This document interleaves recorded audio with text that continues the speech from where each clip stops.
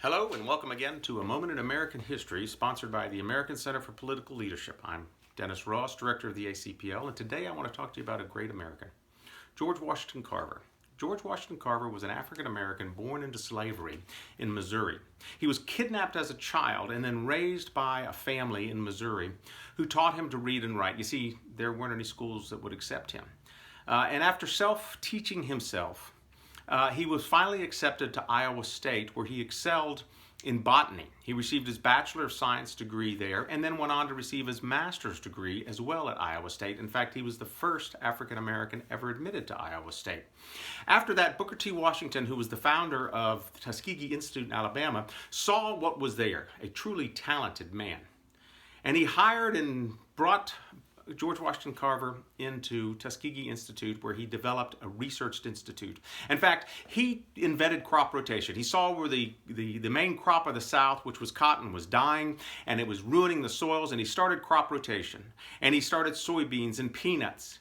And soon other states started to develop the same types. In fact, he invented the true agricultural mobile unit and started traveling from farm to farm to teach the farmers. Theodore Roosevelt looked to him for agricultural advice. Mahatma Gandhi did the same thing.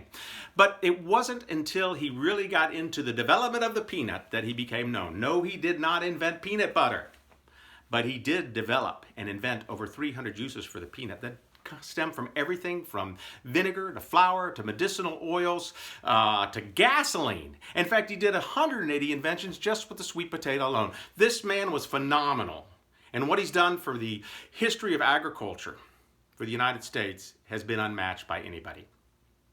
In fact, Harry S. Truman, then when he was a senator, sponsored a bill to erect a national monument, the first national monument ever built to an African American in the United States. Most importantly, George Washington Carver was a humble man, and he was a leader.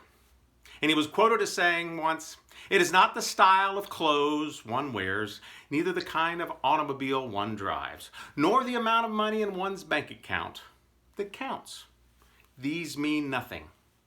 It is simply service that measures success." And today we see that coming together more so than ever in the response to COVID-19, as we see untold Americans coming to the service of each other. Yes, George Washington Carver was a true American. He overcame many, many obstacles and oppressions in a very dark time in American history. But he knew to leave this nation better than the way he found it. Thanks for joining us, and I'll see you again.